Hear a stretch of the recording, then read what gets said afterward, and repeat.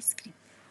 প্রথমে কয়েকটা বিস্কিটের প্যাকেট নিয়ে নিলাম, আপনারা আপনাদের ইচ্ছা মতো নেবেন। আমি এই বিস্কুটগুলো ছিল নিয়ে নিলাম।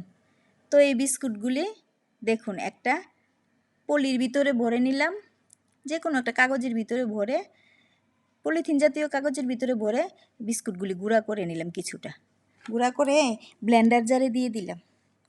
তো ব্লেন্ডার জারে দিয়ে তার মধ্যে দিয়ে দিলাম গুঁড়া দুধ, অনেকটা গুঁড়া দুধই দিয়েছি। তারপর আন্দাজ মতো চিনি দিয়ে দিয়েছি, বিস্কুটও অনেকটা চিনি আছে।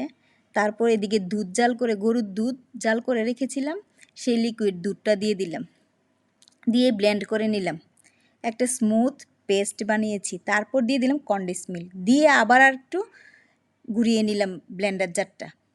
তারপর আমি আইসক্রিমের ডাইসের ভিতরে দিয়ে দিচ্ছি সবগুলি। তো আগের দিন বানিয়ে রাত্রে রেখেছিলাম ফ্রিজের ভিতরে, পরের দিন এগুলি সুন্দর একটা আইসক্রিম হয়ে গেছে। তো এদিকে আবার আমি বিস্কিটের প্যাকেটগুলোর মধ্যে একটু দিয়ে দিলাম, এটাও একটা গুল গুল সিস্টেমের আইসক্রিম হয়ে যাবে। আমার পেস্ট বেশি ছিল তো দিয়ে এগুলিও ফ্রিজে রেখেছি। আর কাঠিগুলো আমার ছিল করে, একটু ফয়েল পেপার দিয়ে কাঠিগুলো মাঝখানে দিয়ে দিয়ে দিলাম।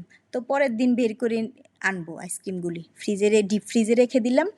এদিকে নিয়ে নিলাম চকলেট আর কোকো পাউডার আর অনেকটা তেল দিয়ে দিলাম, দিয়ে একটা গরম জলের উপরে বসিয়ে দিতে হয়। তো এদিকে আর গরম জল বসালাম না, আমি আলু সিদ্ধ করতেছি এই মুহূর্তে।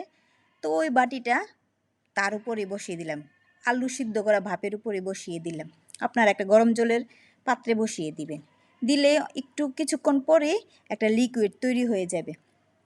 তো লিকুইডটা ঠান্ডা করে তারপর দিয়ে দিলাম একটা গ্লাসের ভিতরে।